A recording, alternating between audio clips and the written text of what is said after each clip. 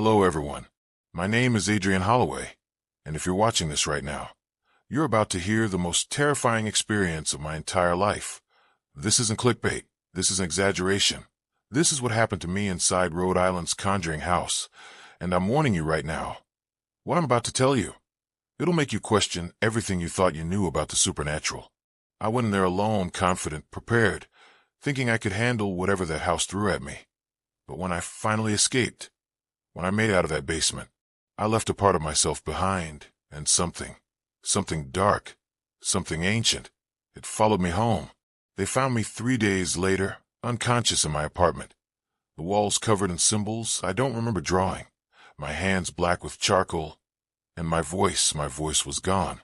I couldn't speak for 2 weeks, and when I finally could, the first words out of my mouth were, "She's still here. She's always here." Before I begin, I can see that 80% of my viewers haven't subscribed while watching my videos, and I need you to understand. If you want to hear more real stories like this, if you want to support what I do, please hit that subscribe button right now. Smash the like, ring that bell icon so you never miss an upload, and please comment below where you're watching this from, what time it is in your location. I genuinely read every single comment. And if you have your own paranormal story, something that happened to you that you can't explain, email us or drop it in the comments below. I want to hear from you now. Let's get into what happened that night. And I'm telling you, you need to hear this. It started 6 months ago. October, the air was getting cold, leaves were falling, and I'd just gotten confirmation that I'd been approved for a solo overnight investigation at the Conjuring House, the real location. The actual farmhouse where the Perron family lived through absolute hell in the 1970s, where E.D. and Lorraine Warren conducted one of their most disturbing cases, where something evil, something that's been there for over 100 years, still walks those halls. I'd been investigating paranormal activity for almost 4 years at that point. I'd been to abandoned asylums, old prisons, forgotten cemeteries. I'd seen shadow figures, heard disembodied voices, captured EVPs that made my blood run cold, but nothing, and I mean nothing, prepared me for what was waiting inside that house. See, most people don't understand what the Conjuring House really is. They think it's just another haunted location, another scary story. But the people who've been there, the ones who've spent time within those walls, they know the truth. That place isn't just haunted, it's cursed. It's infected with something so dark, so malevolent, that it changes you permanently. I'd been trying to get permission to investigate there for almost 2 years, sending emails, making phone calls, explaining my experience, my equipment, my respectful approach to the paranormal, and finally, I got the call. The owner at the time, a man named Miles Prescott, he told me I could come, but there were conditions, strict conditions.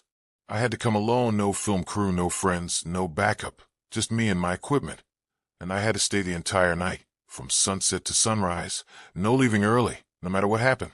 I should have heard the warning in his voice, the way he paused after telling me the rules, like he was giving me one last chance to back out. But I was too excited, too eager to prove myself. I said yes immediately. He told me to come on a Friday, that the activity was strongest on Friday nights, something about the energy, the history. I didn't question it. I just agreed. The week leading up to the investigation, I had nightmares every single night, dreams of a woman with hollow eyes standing at the foot of my bed, watching me, smiling with too many teeth, and in every dream, she whispered the same thing, "Come home. Come back to me. You belong here." I woke up drenched in sweat every time, my heart racing, but I convinced myself it was just anxiety, just my subconscious processing the upcoming investigation. I was wrong, so wrong, because she was already reaching out to me, already pulling me in before I'd even set foot on that property. The nightmares got worse as the days went on, more vivid, more real. On Tuesday night, 3 days before the investigation, I dreamed I was already in the house, already in that basement, and I could see myself standing in a corner, watching myself sleep. My dream self had black eyes, empty eyes, and it was whispering something in a language I couldn't understand, a language that hurt to hear, that made my teeth ache and my bones feel cold. I woke up with a nosebleed that night, blood all over my pillow, all over my sheets, and when I went to the bathroom to clean up, I saw something in the mirror, just for a second, Just a flash, a woman's face. Behind my own reflection, older, decayed, smiling. I blinked, and she was gone. But I could still smell her. That scent of rot of earth, of something that had been buried and dug up again.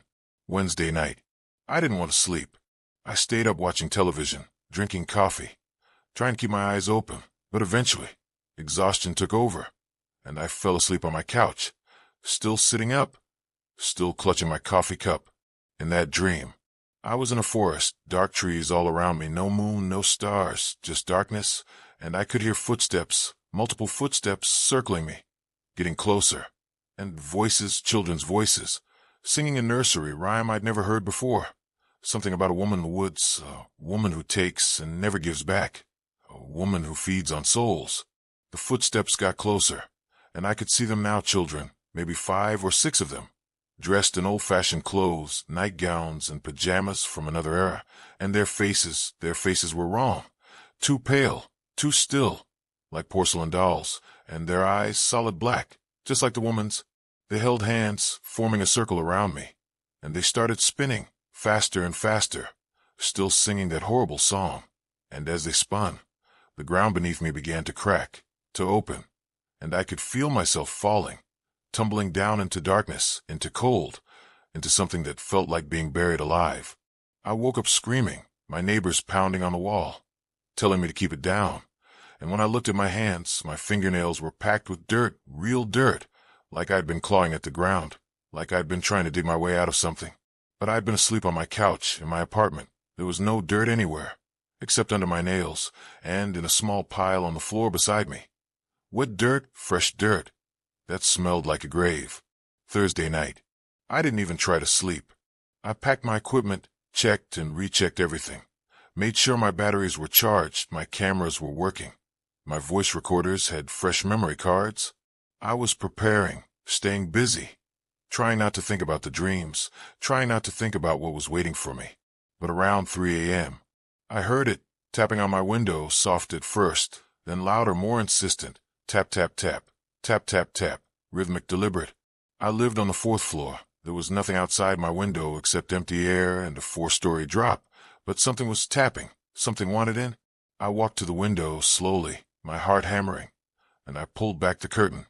And there, pressed against the glass, was a handprint, a small handprint, child-sized, but the fingers were too long, the palm too narrow, and it was leaving condensation on the window, like breath, like something alive and warm had pressed against it. I watched frozen, as more handprints appeared, covering the window, dozens of them, all different sizes, all slightly wrong. Too many fingers, or too few, or bent at angles that shouldn't be possible. And then, I heard her voice, clear as day, coming from everywhere and nowhere from inside my own head. Tomorrow, Adrian, tomorrow you come home to me. Tomorrow we begin forever. I stumbled backward, tripping over my equipment bag, falling hard on the floor, and when I looked back at the window, the handprints were gone. The glass was clear, like nothing had happened, but I knew better. I knew she was reaching across the distance, reaching through whatever barrier separated the living from the dead, preparing the way, marking me, claiming me before I ever arrived. The day finally came. Friday, October 23rd. I loaded up my car with equipment, 2 cameras, 4 voice recorders, EMF meters, temperature guns, motion sensors, infrared lights, night vision. I had everything I needed to document whatever happened. Or so I thought. I also packed something else, something I'd never brought on an investigation before. A small bag of salt, a vial of holy water I'd gotten from a church, and a silver cross my grandmother had given me before she died. She told me it would protect me from evil, that it had been blessed by a priest who'd performed exorcisms. I'd always thought it was just a sweet old woman's superstition. But now I was willing to try anything. The drive to Rhode Island took me about 3 hours. I left my apartment in Connecticut early, wanting to arrive before sunset so I could familiarize myself with the location in daylight. The entire drive, I felt this growing sense of dread, like I was driving towards something I wouldn't be able to escape from. The weather was strange that day. The sky was gray, heavy clouds that seemed to hang too low, and there was this wind, constant cold, that made the trees bend and sway like They were trying to pull themselves out of the ground, like they were trying to run away from something. I passed through small towns, quiet streets, churches with white steeples, normal, peaceful, American. The closer I got to Harrisville, the closer I got to that house, the more wrong everything felt, like the very air was different, thicker, harder to breathe.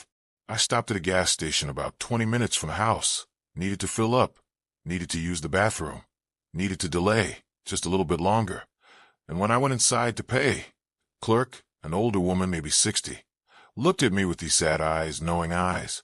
"You're going to the Perron house, aren't you?" she said. It wasn't a question. I nodded, surprised. "How did you know?" She gestured to my equipment in the car, to the cameras visible through the window. "And because you have that look people get when they're about to do something stupid, something they think they can handle, but can't." I tried to laugh it off, told her I was a professional, that I knew what I was doing. She shook her head slowly. "Everyone says that. Everyone who goes there thinks they're different, special, prepared, and some of them come back, changed, broken, and some of them don't come back at all." "What do you mean, don't come back at all?" She leaned in close, her voice dropping to a whisper. 3 years ago, a young man, maybe 25, went there to investigate, had all the same equipment you have, all the same confidence. They found his car there 2 days later, keys still in the ignition, engine still running, all his equipment set up, cameras recording, but he was gone, just gone. They searched for weeks, dogs, helicopters, volunteers combing the woods, not a trace. But his cameras, they kept recording. And on the footage, you could see him walking down into that basement, and you could hear him screaming, begging, pleading for someone to help him. And then silence, and the camera just kept running, pointing at an empty basement for 48 hours, until the battery died. She pulled back, her eyes wet. "That was my nephew, my sister's boy. And I'm telling you, don't go there, don't go into that house, because whatever's there, it doesn't let go, it doesn't forgive, and it doesn't forget." I felt a chill run down my spine, felt my hands start to shake. But I'd come this far. I'd committed. I couldn't back out now. "I'm sorry about your nephew," I said quietly, "but I have to do this. I have to know." She just nodded, rang up my purchase, and as I was leaving, she called out, "If you do come back, if you survive, come see me. Tell me what you found. Tell me if he's still there, if any part of him is still in that place." I promised I would, got back in my car, and drove the final 20 minutes, my mind racing, my heart pounding, wondering if I was making the biggest mistake of my life. When I finally pulled onto the property, when I saw that house for the first time in person, I understood why people who visit never forget it. The house sits back from the road, surrounded by trees, and even in the late afternoon sunlight, it looked wrong. The windows were dark, too dark, like they were absorbing light instead of reflecting it, and the whole structure seemed to sag, like it was tired or hungry. The house itself was larger than I expected, 2 stories, with a chimney that rose up like a crooked finger pointing at the sky. The paint was peeling, the wood was rotting in places, and there were vines growing up the walls, thick vines that looked like they were holding the house together, or trying to pull it down into the earth. I sat in my car for a long time, just staring, my hands gripping the steering wheel, and that's when I heard it for the first time. Tapping on my window, soft, rhythmic, tap, tap, tap. I turned to look, but there was nothing there, just empty air and dead leaves. The leaves, they were everywhere, covering the ground, covering the driveway, and they were moving, not from wind. There was no wind now, but moving on their own, swirling in patterns, forming shapes, and for just a moment, just a second, they formed the shape of a woman, a tall woman in a long dress, standing beside my car watching me. Then the leaves scattered, fell still, and I was alone again. I got out of the car, grabbed my equipment bags, and that's when the smell hit me. This overwhelming scent of decay, of something rotting. But there was nothing dead nearby, no animals, no garbage, just that smell, thick and sweet and wrong, like flowers left too long in a vase, like me gone bad in summer heat. And underneath that smell, there was something else, something chemical, like sulfur, like matches being struck, like the air after lightning. Miles Prescott met me at the front door. He looked older than I expected, probably in his late 60s, with deep lines around his eyes and a tiredness that seemed to go bone deep. His hair was white, completely white, though something about him suggested it hadn't always been that way. Like maybe it had turned white all at once from shock, from fear. When he shook my hand, his grip was weak, and his palm was cold, unnaturally cold for such a warm afternoon, and I noticed his hands were shaking, trembling slightly, like he had palsy, or like he was afraid. "Welcome, Adrian," he said, his voice barely above a whisper. "You sure you want to go through with this?" I laughed, tried to sound confident, told him I'd been preparing for this for years, that I knew what I was doing, that I could handle it. He just nodded slowly, his eyes sad, and he said something I'll never forget. "Everyone says that. Everyone thinks they're ready. But this house, it knows your fears, it knows your secrets, and it uses them against you. By morning, you'll understand what I mean." He turned and walked into the house, and I followed, stepping across the threshold, and the moment I did, the moment I entered that house, I felt it, a change of the air, a shift in reality, like I'd crossed over into somewhere else, somewhere that existed slightly outside normal space and time. The interior was dim. Even with all the lights on, the windows seemed to filter out most of the sunlight, leaving everything in perpetual twilight. And the air was still, completely still, no movement, no circulation, just stagnant, dead air that felt thick in my lungs. The floors were old wood, creaking with every step, and the walls were covered in peeling wallpaper, faded flowers, and vines that seemed to move when I wasn't looking directly at them. And there were stains, dark stains, on the ceiling, on the walls, stains that looked like water damage, but also like something else, like shadows that had been burned into the structure itself. Miles gave me a tour, showed me the living room, where the Perron family had spent so much time, where they'd heard the footsteps, the voices, where they'd seen the apparitions. The furniture was still there, old couches, a rocking chair that moved slightly, even though no one was near it, even though there was no breeze. He showed me the kitchen, where Mrs. Perron had been attacked, where she'd felt invisible hands grab her, push her, where she'd seen a woman, a dark woman, standing by the stove, cooking something that smelled like sulfur and rot, and I could still smell it. Even now, decades later, that scent lingering in the air like a stain. Then he took me upstairs, showed me the bedrooms, the children's room, where so much of the activity had occurred, where the girls had been tormented, had their hair pulled, had been dragged from their beds, had seen things that no child should ever see. The bedroom was small, 2 sets of bunk beds against opposite walls, and the walls themselves were covered in drawings, children's drawings, still taped up after all these years, pictures that made my stomach turn, pictures of a woman with black eyes, pictures of fire, pictures of children crying, and in every single picture, the woman was smiling, always smiling. There was writing too, scratched into the wood, messages, pleas for help, names, dates, and one phrase that appeared over and over: "She never leaves. She never leaves. She never leaves." I took photographs, documented everything, trying to stay professional, trying to maintain my investigator mindset. But my hands were shaking, my breath was coming faster, and I could feel eyes on me, watching, judging, measuring. Miles led me back downstairs, and then he took me to the basement door. The basement door was at the back of the kitchen, heavy wood, with 3 different locks, deadbolts, serious locks, the kind you use to keep something in or to keep something out. Miles unlocked them one by one, the sound of each lock clicking open echoing through the empty house. And when he pulled the door open, cold air rushed out, air that smelled like earth and mold, and something else, something I couldn't identify, something wrong. The stairs leading down were steep, narrow, wooden steps that looked rotten, unstable, and beyond them, only darkness, complete and total darkness that seemed to swallow the light, that seemed to push back against it. "Listen to me carefully," Miles said, his hand gripping my shoulder tight, painful. "You can investigate anywhere in this house. Upstairs, bedrooms, living room, kitchen, anywhere. But the basement is different. There's something down there, something old, something that predates this house, predates this land maybe." He paused, staring down into that darkness, and continued, "We think it's Bathsheba the witch, Bathsheba Sherman, who lived here in the 1800s, who was accused of killing a child, sacrificing an infant, her own baby, as an offering to something, something she worshipped, something she served."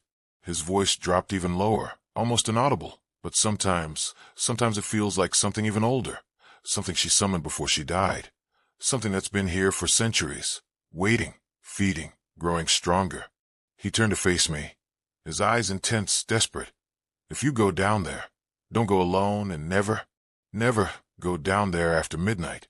That's when it's strongest. That's when the barriers are thinnest. That's when people get hurt, or worse.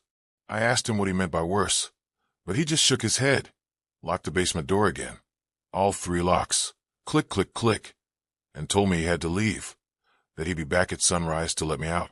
Wait, I said, let me out. You're locking me in. For your safety.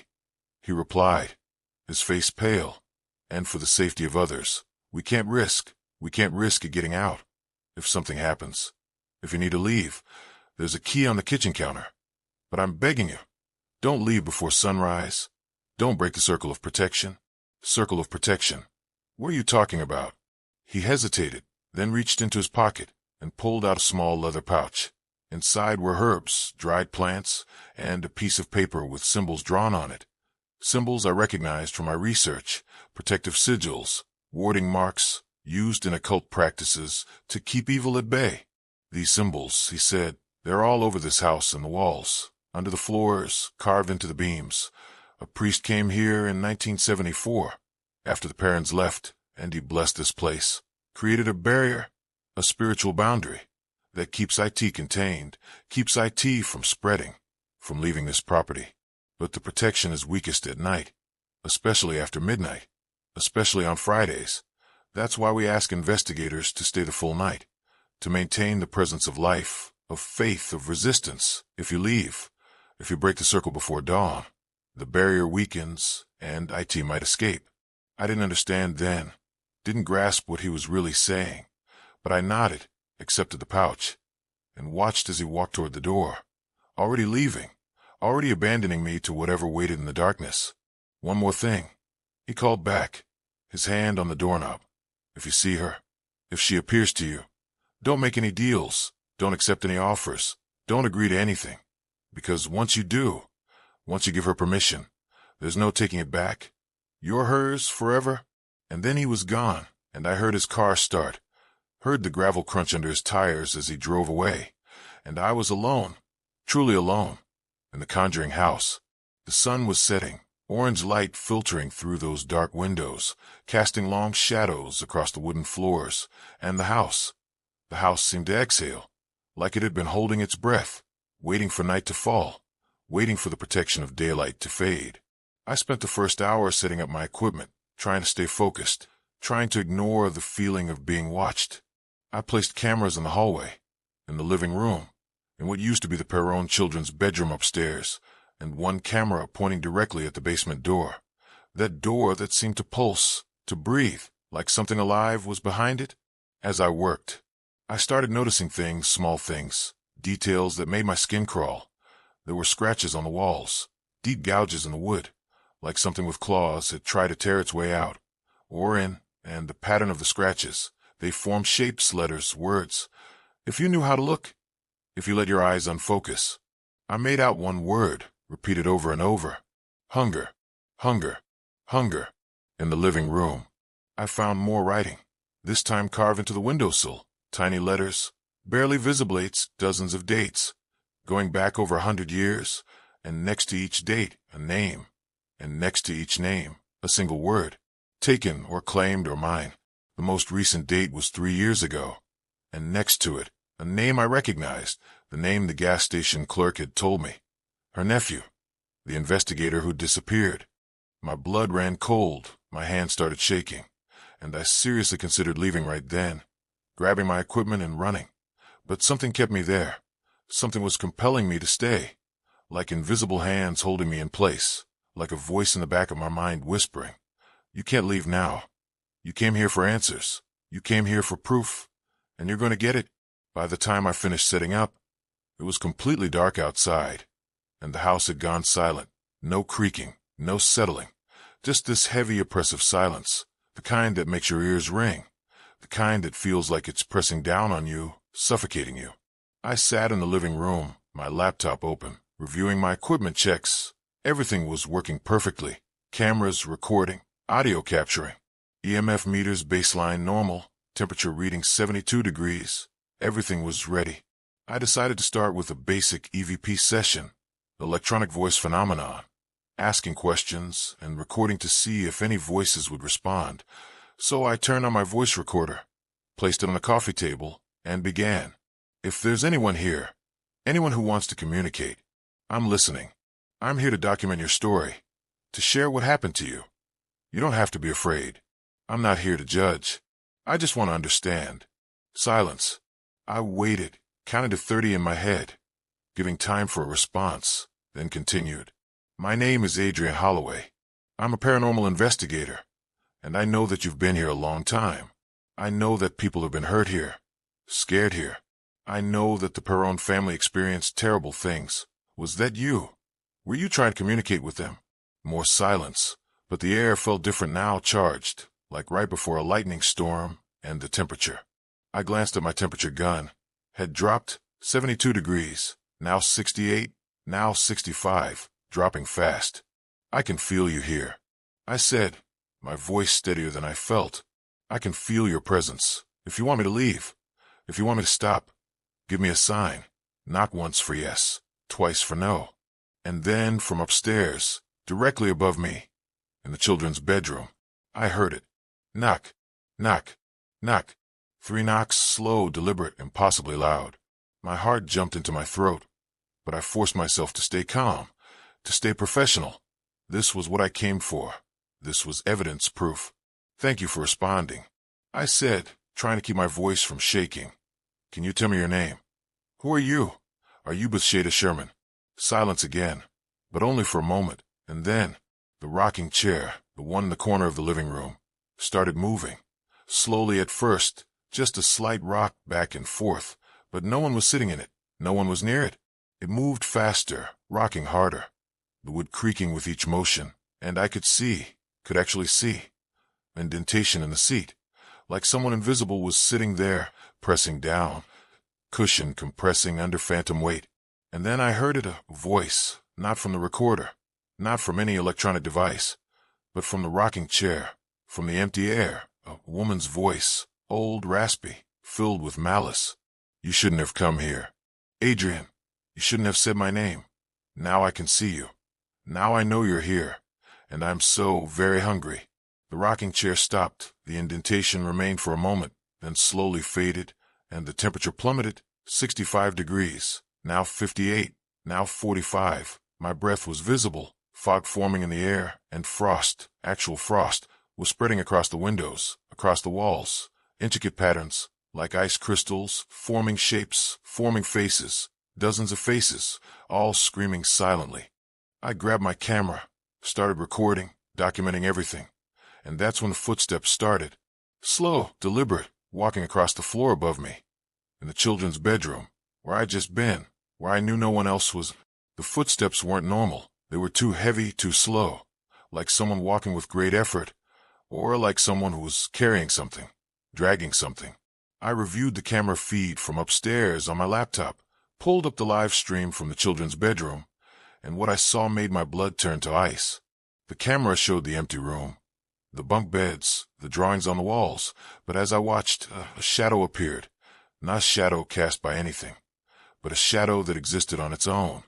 A dark form, roughly human-shaped, moving across the room, and it was growing, expanding, becoming more solid, more real. It moved to one of the bunk beds, and I watched as the mattress compressed, as the blankets moved, as if someone invisible was lying down, getting comfortable. And then, I heard it through my laptop speakers, through the camera's audio. Laughter, children's laughter. But it wasn't happy laughter. It was wrong, distorted, like it was being played backwards, or like it was coming from something that was mimicking laughter without understanding what it meant. And then another shadow appeared, and another, until there were 5 of them. 5 child-sized shadows moving around the room, playing, dancing. But their movements were jerky, unnatural, like puppets being controlled by an amateur, by something that didn't quite understand how humans moved. I stood up, grabbing my flashlight, and headed for the stairs, my legs feeling weak, my breath coming faster, And as I climbed those stairs, the temperature dropped even further. I could see my breath, could feel the cold seeping into my bones, my joints aching, my skin burning from the chill. The children's bedroom door was closed. I'd left it open. I specifically remembered leaving it open, propping it open with one of my equipment cases so I could get good camera angles. But now it was closed, and from behind it, I could hear sounds, whispers, giggles, and something else, crying, sobbing. A child crying in pain, fear. I reached for the handle, and that's when I heard the whisper, right next to my ear. So close I felt breath on my neck, cold breath, breath that smelled like grave dirt. Don't. I spun around, my flashlight cutting through the darkness, but there was nothing there, no one, just empty hallway.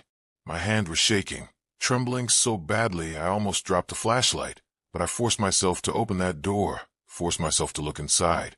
The room was empty, exactly as I'd left it, camera still recording, equipment still running, but the air felt different, charged, electric, like right before a lightning strike. And the drawings, the children's drawings on the walls, they had changed. I knew they had changed, because I'd photographed them earlier, documented them, and they were different now. The woman in the pictures, she was closer, in every single drawing. She had moved forward, closer to the children, closer to whoever was looking at the pictures, and her smile was wider, showing more teeth. Too many teeth, rows and rows of teeth. And there was new writing, fresh writing, on the wall behind the door, written in what looked like charcoal, words I hadn't seen before. Get out while you can, Adrian. She knows your name. She knows your face. She knows your fear. I ran downstairs, my heart hammering, my mind racing, and I seriously considered leaving. Considered grabbing the key Miles had left and getting the hell out of there. But I didn't. God help me. I didn't. I told myself it was just a ghost, just residual energy, just the house trying to scare me. I could handle it. I'd handled worse. I hadn't handled worse, nothing even close. I went back to the living room, tried to calm down, tried to center myself, and I decided to review the footage, to see if the cameras had captured what I'd experienced. And what I saw on that footage changed everything. The recording from the children's bedroom showed the shadows, showed them moving, playing. But it also showed something else, something I hadn't noticed in real time. Every few seconds, for just a frame or two, the shadows would stop moving, would freeze, and they would all turn, all 5 of them, toward the camera, toward me. And though they had no faces, no features, I could feel them looking at me, studying me, learning me. And in those frozen frames, I could see something in the background behind the shadows, a tall figure, woman, standing in the corner, watching everything. And she was real, solid, not a shadow, not transparent, but real. And she was smiling, that same smile from the drawings, too many teeth, too wide, impossible. I rewound the footage, played it again, tried to get a better look at her. And this time, when the image froze, when she appeared, she was closer. Right behind the shadows, right behind where I'd been standing when I was in that room. She'd been there, standing right behind me, close enough to touch, close enough to reach out and grab me. And I hadn't known, hadn't seen her, hadn't felt her. I played the footage a 3rd time, and now she was even closer, filling the frame, her face taking up the entire screen, and I could see her clearly now, see every horrible detail. Her skin was gray, corpse gray, stretched too tight over bones that jutted out at wrong angles. Her eyes were black, completely black, like holes drilled into her skull. And her mouth was open, showing those rows of teeth, and something was moving inside, something alive, something writhing. And then, the footage changed, the image shifted, and suddenly I wasn't looking at the camera feed anymore. I was looking at a different room, a different place, somewhere underground, somewhere dark and cold and old. It was the basement. I was seeing the basement, but not as it was now, as it had been decades ago, centuries ago. And I could see her, with Shada, standing in a circle drawn in blood, candles burning, symbols carved into the dirt floor. And she was chanting, speaking in that same language I'd heard in my dreams, that language that hurt to hear. And in front of her, lying in the center of the circle, was a child, an infant, no more than a few months old, wrapped in white cloth. And the child was crying, screaming, and Bethsaida was smiling, holding a knife, a long curved knife that gleamed in the candlelight. I tried to look away, tried to close the laptop, but I couldn't move. I was frozen, forced to watch, forced to witness what had happened in that basement. What had started everything?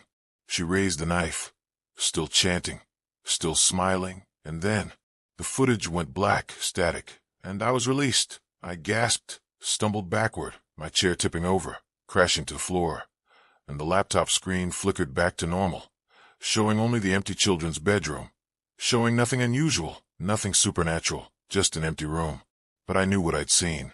I knew it had been real, or as real as anything in this house could be. And I knew that Bathsheba had shown me that vision on purpose. She wanted me to see, wanted me to understand what she was capable of, what she'd done, what she'd become. I picked up my chair, my hand still shaking, and checked the time on my phone. It was just past 9 p.m. I'd only been in the house for a few hours, but it felt like days, like weeks. Time moved differently here, stretched and compressed, twisted into shapes that didn't make sense. I needed to do something, needed to stay active, needed to keep my mind occupied, so I decided to conduct a more thorough investigation of the main floor, document everything, take photographs, take measurements, stay professional, stay rational. I moved through the kitchen, photographing the stains on the walls, the scratches on the counters, the way the shadows seemed to gather in certain corners, refusing to disperse even when I shined my flashlight directly at them. And that's when I noticed the basement door. The locks were still in place, all three of them, still secure. But the door itself, the door was warm. I could feel heat radiating from it, could see condensation forming on the metal locks, like something hot was pressing against it from the other side, like something was breathing on it. I placed my hand against the wood and immediately pulled it back. It was burning hot, hot enough to hurt, hot enough to leave my palm red, and I could hear something, faint muffled, coming from beyond the door, from down in that darkness, scratching. Something was scratching at the other side of the door, slow, methodical, like fingernails dragging across wood, and with each scratch, I heard a voice, that same woman's voice, Bathsheba's voice, counting. 1 scratch, 2 scratch, 3 scratch, 4. She was counting the locks, counting the barriers between us, and I realized with growing horror that she was testing them, testing their strength, seeing how much force it would take to break through. I backed away from the door, my heart racing. And as I did, the scratching stopped, and there was silence, complete silence, the kind that made my ears ring, the kind that felt like the world was holding its breath. And then, from upstairs, I heard a crash, something heavy falling, something breaking. I ran to the stairs, taking them 2 at a time, my flashlight beam bouncing wildly. And when I reached the top, when I looked down the hallway, every single door was open. Every door I'd closed, every door I'd made sure was secure. They were all standing wide open, and from each room, I could see movement, shadows shifting, shapes forming and dissolving. The children's bedroom, the master bedroom, the bathroom, the spare room, all of them occupied, all of them active, all of them waiting. I moved to the children's bedroom first, and what I saw made me freeze. The bunk beds had been moved, pushed together into the center of the room, and on top of them, arranged in a circle, were dolls, old dolls, antique dolls that hadn't been there before, dolls with porcelain faces and glass eyes, and they were all facing outward, all looking at the doorway, all looking at me.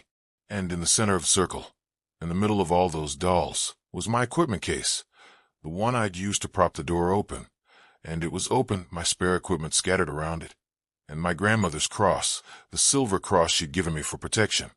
It was lying on the floor, bent, twisted, snapped in half. I felt my stomach drop, felt the last bit of confidence I had crumble, because if the cross could be broken, if blessed silver could be destroyed, then what chance did I have? What protection did I have against whatever was in this house? I heard laughter behind me, spun around, and saw them, the children, 5 of them, standing in the hallway watching me. They looked real solid, dressed in those old-fashioned nightgowns, their skin pale, their eyes black, and they were smiling, all of them smiling. The tallest one, a girl maybe 10 years old, stepped forward, and when she spoke, her voice was wrong layered, like multiple voices speaking at once, like something old using a child's voice as a mask. She's been waiting for you. Adrian, waiting so long. You called her name. You invited her to show herself, and now she's awake, fully awake. And she's so very hungry. The children moved closer, surrounding me, and I could smell them, that scent of earth and decay, that grave smell. And I realized they weren't ghosts, weren't spirits.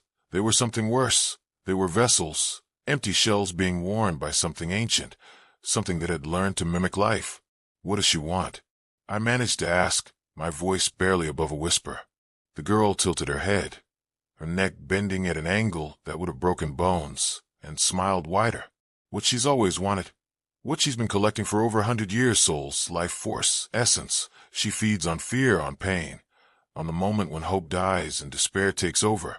And you're so full of fear right now. So deliciously afraid. She can taste it. She can feel it. And she wants more. I tried to back away. But there was nowhere to go. The children were everywhere, blocking every exit, and they were getting closer. Their hands reaching out, their fingers too long, too thin, like spider legs. And then the lights went out. Every light in the house died at once. My flashlight flickered, dimmed, and I was plunged into darkness, complete and total darkness. I heard them moving, heard their feet on the wooden floor, heard their breathing, that wet, rattling breathing, and I felt hands on me, small hands, cold hands, grabbing my arms, my legs, my clothes, pulling me, dragging me. I screamed, fought, kicked, but there were too many of them, too strong, and they were taking me somewhere, pulling me through the darkness, down the hallway, down the stairs. No, no, no, no. I shouted, trying to break free. Let me go, please. But they didn't stop, didn't slow, and I felt myself being dragged across the living room floor, across the kitchen, and I knew where they were taking me. I knew what was going to happen.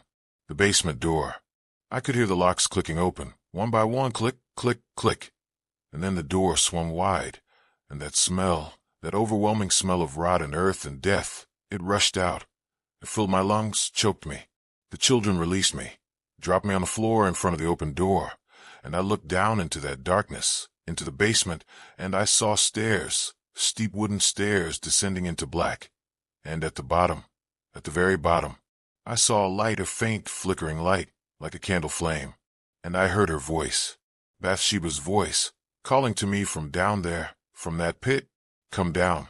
Adrian, come see what I've built. Come see what awaits. Come home. I tried to crawl away, tried to get up and run, but my legs wouldn't work, my body wouldn't respond. And I realized with absolute terror, that she was controlling me, that she was inside my head, inside my muscles, inside my will. My body stood up, not by my choice, not by my command, and I felt myself walking toward those stairs, one foot in front of the other, moving like a puppet, like something being controlled by invisible strings. No, I screamed inside my own head, stop, please stop. But I kept walking, kept moving, and my foot touched the first step, and then the second, and I was descending, going down into that basement, into that darkness, and above me, behind me. I heard the door slam shut, heard the locks engage, click, click, click, and I was trapped. The stairs creaked under my weight, each step threatening to break, to collapse, and with each step down, the temperature dropped, the air grew thicker, harder to breathe, and that smell, that rotting smell, it got stronger, overwhelming, suffocating. I reached the bottom, my feet touching the dirt floor, and I could see now, could see the basement in the flickering candlelight. It was exactly like the vision, exactly like what Bathsheba had shown me. The circle drawn in the dirt, the symbols carved into the earth, the candles burning with flames that didn't move, didn't flicker, just burned with steady, unnatural light. And in the center of the circle, standing there, waiting, was her, Bathsheba Sherman. She was tall, taller than I expected, maybe 6.5 feet, but wrong, proportioned wrong. Like her limbs had been stretched, like her bones had been pulled and twisted into a shape that resembled human, but wasn't quite right. Her dress was old, from another century, black and rotting, hanging off her skeletal frame. And her skin was that same gray, that corpse gray, stretched so tight I could see every bone, every ridge, every hollow. But her face was the worst, because it was beautiful and horrible at the same time. High cheekbones, a straight nose, full lips, features that might have been lovely once, but her eyes, those black eyes, they ruined everything. They were pits, voids, windows into nothing, into emptiness, into hunger that could never be satisfied. She smiled when she saw me, that too wide smile, those too many teeth, and she spoke, and her voice was beautiful, melodic, like singing, like music, but underneath it, underneath the beauty, there was something else, something ancient and cruel and utterly inhuman. Welcome, Adrian, welcome to my home. Welcome to the place where it all began, where I was born, where I died, where I became this. She gestured to herself, to the circle, to the basement. I tried to speak, tried to ask why. Why was she doing this? But no sound came out. My voice was gone, stolen. She laughed, a sound like wind chimes made of bones, and moved closer, gliding across the dirt floor without actually walking, without her feet touching the ground. You want to know why? She whispered, circling me, studying me like a predator studies prey. Because I'm hungry, Adrian, so desperately hungry. And I've been alone for so long, trapped in this house, bound by symbols and prayers and the faith of fools. But you came here willingly. You spoke my name. You gave me permission to see you, to know you, and now I can feed. She reached out, her hand moving toward my face, and I tried to flinch away, tried to move, but I was frozen, paralyzed, forced to stand there as her fingers, those long, skeletal fingers, touched my cheek. Her touch was ice, burning cold, and I felt something, felt energy, felt life, being pulled out of me, drawn into her, and I watched as her skin, her gray, dead skin, began to flush, began to look almost alive, almost human. She was feeding on me, draining me, and I could feel myself getting weaker, could feel my heart slowing, my breathing becoming shallow. And she kept smiling, kept whispering, "You have so much fear, so much delicious, exquisite fear, more than the others, more than anyone who's come before. You're special. Adrian, you're going to help me become strong again, strong enough to break the barriers, strong enough to leave this place, strong enough to walk the world again." I felt myself falling, collapsing, my legs giving out, and I hit the ground hard, the dirt floor cold against my face.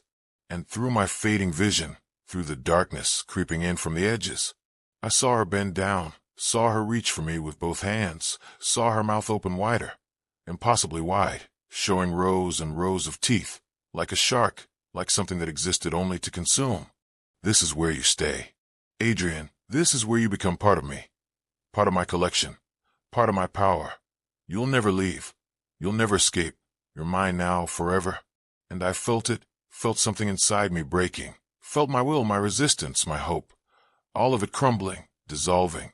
And I knew with absolute certainty that I was going to die here, that I was going to be consumed, that I would become another name carved in the wood upstairs, another date, another victim, another soul claimed by the darkness. But then something happened. I felt warmth, a sudden, unexpected warmth, spreading through my chest, and I realized the vial of holy water I'd packed. It was still in my jacket pocket, pressed against my heart, and it was warm, glowing, pulsing with light.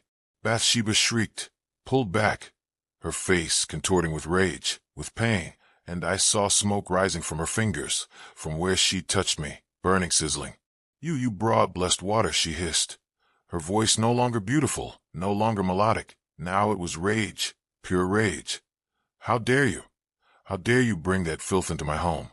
She lunged at me, her hands reaching, claws extending. And I rolled, fumbled for the vial, pulled it from my pocket, and threw it. The glass shattered against her chest, the holy water splashing across her dress, across her skin. And she screamed, screamed so loud the candles went out, screamed so loud the walls shook, screamed with a sound that wasn't human, wasn't animal, but something else, something from the deepest pit. And she burned, the water burned her like acid, eating through the rotting dress, sizzling against her gray skin. And she fell back, clutching herself, writhing on the ground, and the circle of symbols and candles, it broke, the power shattered. I felt my body return, felt control flooding back into my limbs, and I ran, scrambled to my feet, and ran for the stairs, taking them 3 at a time, my heart hammering, my lungs burning. Behind me I heard her rage, heard her promising, promising that she would find me, that she would make me suffer, that she would take everything from me. I reached the basement door, grabbed the handle, and it was locked from the outside. All 3 locks engaged. No, no, no, no. I pounded on the door, screamed for help, screamed until my throat was raw. But there was no one to hear, no one to save me. And then I remembered the key. Miles had left a key on the kitchen counter. I looked through the crack at the bottom of the door, could see into the kitchen, could see the counter. And there, sitting right there, was the key ring, with 3 keys, 1 for each lock. But I couldn't reach it, couldn't get to it. The door was solid, the locks were strong. I was trapped. I heard footsteps behind me, slow footsteps, coming up the stairs, and I knew she was coming. Burned, but not dead, wounded, but still hungry, still determined to claim me. I looked around frantically, desperately, and saw a thin gap between the door and the frame, maybe an inch wide, maybe less. I took off my belt, fed it through the gap, tried to hook it around the key ring, my hand shaking so badly I could barely hold on, and behind me the footsteps were getting closer. Come back. Adrian, come back to me. I'm not finished with you. We've only just begun. Her voice was right behind me now, right at the top of the stairs, and I could smell her. That burning smell, that rotting smell, that smell of death. The belt caught, hooked around the keys, and I pulled as hard as I could, and the keys slid across the counter, dropped to the floor, and I pulled them under the door. I grabbed them, fumbled with the locks, my hand shaking, my vision blurring with tears, and I felt her hand grab my shoulder, felt those claws dig in, felt her breath on my neck. First lock, click, it opened. Second lock, the key wouldn't turn, wouldn't fit, stuck. Her other hand grabbed my hair, pulled my head back, and I saw her face, saw her mouth opening, those teeth descending toward my throat. Second lock, the key turned, click. Third lock, I shoved the key in, twisted, and it broke. The key snapped in half, stuck in the lock. No, no, please. She pulled me backward, away from the door, her strength incredible, and I was screaming and fighting, and I grabbed the door handle, held on with everything I had, and then, I don't know why, I don't know how, but I remembered something, remembered what Miles had said about the protection, about maintaining presence, about faith and resistance. I started praying, words I hadn't spoken since I was a child, prayers my grandmother had taught me, and I spoke them aloud, shouted them. Our Father who art in heaven, hallowed be thy name. Bathsheba screamed, her grip loosening, just slightly. Thy kingdom come, thy will be done, on earth as it is in heaven. She pulled harder, her claws tearing through my jacket, tearing into my skin. Give us this day our daily bread, and forgive us our trespasses. The third lock, the broken lock. I grabbed it, twisted it with my bare hands, and felt it give, felt it turn, felt it click open. As we forgive those who trespass against us. I threw the door open, fell through, and Bathsheba's hands were still on me, still pulling, and I turned, looked at her, looked into those black eyes, and lead us not into temptation, but deliver us from evil. She shrieked, release me, and I saw the symbols, the protective symbols carved into the door frame, into the threshold, glowing now, pulsing with light, keeping her contained, keeping her in the basement where she belonged. She stood at the top of the stairs, unable to cross, unable to follow, her face twisted with rage and hunger. You can't escape. Adrian, you can't run far enough. I'm in your mind now. I'm in your dreams. I've tasted you, and I'll never let you go, never. I slammed the door, all 3 locks clicking back into place, and I ran, grabbed my equipment, grabbed my keys, and ran for the front door. But the house wasn't done with me. Every door I passed slammed shut, every window rattled, the walls shook, plaster falling from the ceiling. And I heard voices, dozens of voices, hundreds of voices, all the souls she'd claimed, all the victims over the centuries, screaming, begging warning. Run, get out, save yourself, don't let her take you, don't become one of us. I reached the front door, grabbed the handle, and it wouldn't open, locked from the outside, impossible, but real. I looked around desperate, and saw the living room window, threw a chair through it, glass shattering, and I climbed through, cutting my hands, cutting my arms, not caring, just needing to escape. I hit the ground outside, rolled, and got up running toward my car, and the entire house was shaking now, lights flashing in every window, and I could hear her, Bathsheba, screaming from inside, screaming my name. Adrian, Adrian, Adrian. I got in my car, fumbled with my keys, dropped them, picked them up, and finally got the door open. I started the engine, threw it in reverse, and as I backed down the driveway, I looked at the house one last time, and she was there in every window, her face pressed against the glass, in every window at the same time, watching me, smiling, and I knew that this wasn't over, knew that she meant what she said, that she would follow me, that she would find me. I drove fast, drove recklessly, not stopping until I was miles away, until I couldn't see the house anymore, until the sun started rising on the horizon. I pulled over at a rest stop, stumbled out of my car, and collapsed, sobbing, shaking, unable to believe I was alive, unable to believe I'd escaped. But I hadn't escaped, not really. The next 3 days are blank. I don't remember them. I have no memory of driving home, of getting to my apartment, of what I did, where I went. My neighbors found me, called the police, called an ambulance. They said I'd been making sounds, horrible sounds, screaming and crying, for 3 days straight. When the paramedics arrived, when they broke down my door, they found me in the corner of my bedroom, naked, covered in dirt, and the walls, every wall in my apartment, was covered in symbols, the same symbols from the basement, drawn in charcoal, drawn in blood. My hands were black, the skin stained, and my fingernails were broken, torn, like I'd been digging, clawing at something. And I couldn't speak, my voice was gone, my throat raw, like I'd been screaming for days without stopping. They took me to the hospital, ran tests, kept me for observation, and slowly my voice came back, weak, damaged, but there. And the very first words I spoke, I don't remember saying them, but the nurse who was there, she told me later. She told me I looked at her with these empty eyes, these haunted eyes, and I whispered, "She's still here. She's always here. She's inside me now." The doctors said it was psychological trauma, that I'd had a severe panic attack, that my mind had created the symptoms as a defense mechanism. They prescribed medication, therapy, rest, but I know better. I know what happened. I know what Bathsheba did to me. Because at night, when I close my eyes, I see her, standing in the corner of my bedroom, watching me, waiting. And sometimes I wake up in places I don't remember going. My car parked in strange locations, my clothes dirty, my hands covered in soil. And I've started losing time, hours, sometimes days, gaps in my memory, where I can't account for where I was, what I did. 2 weeks ago, I woke up in my car, parked on the side of a road, and when I checked my GPS, when I saw where I was, my blood ran cold. I was in Rhode Island, parked less than a mile from the Conjuring House. I had no memory of driving there, no memory of leaving my apartment, but there I was, drawn back, pulled back, like a fish on a hook.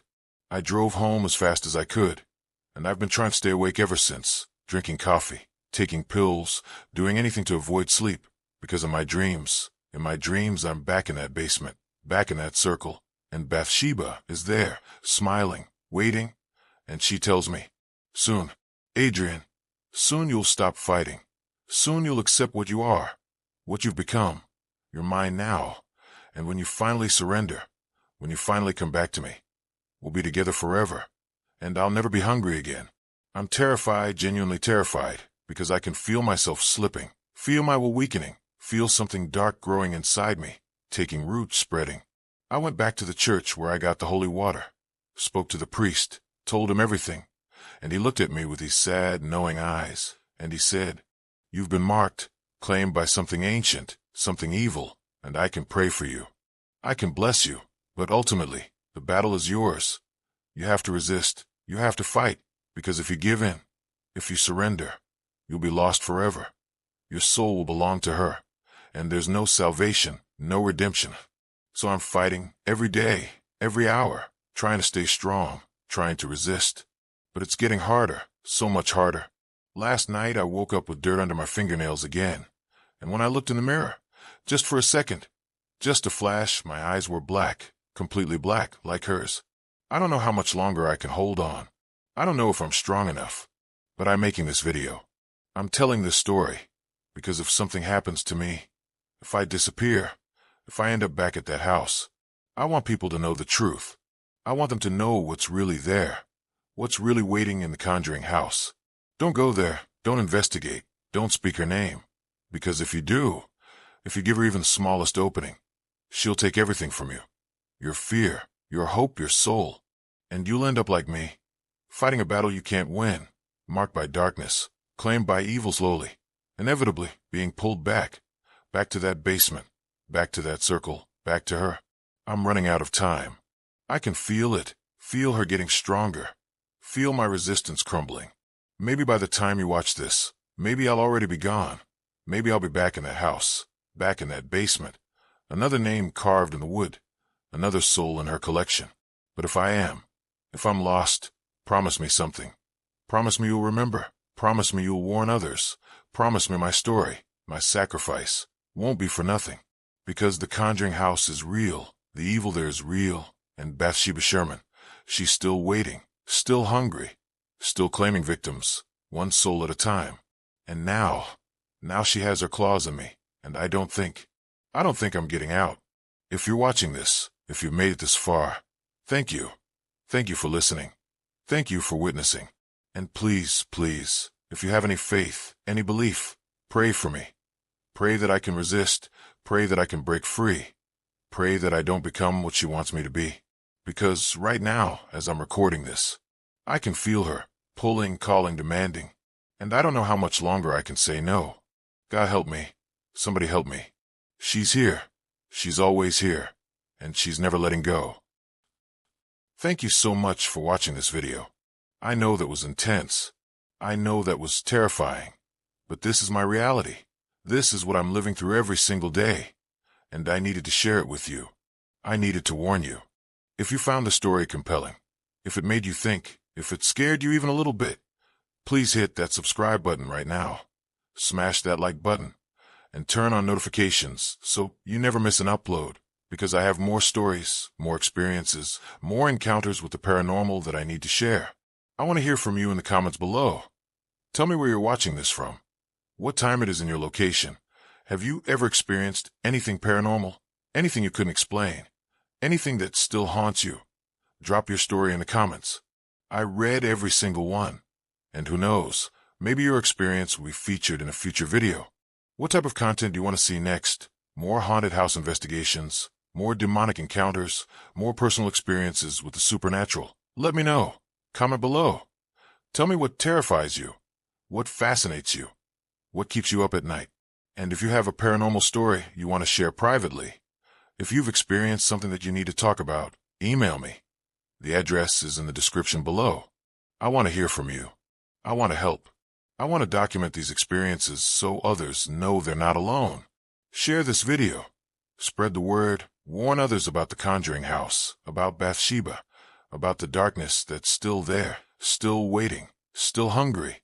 Because the more people who know, the more people who understand, the harder it is for evil to hide, the harder it is for it to claim victims. Stay safe out there, trust your instincts, and if something tells you not to go somewhere, not to investigate something, listen to that voice, because it might just save your life.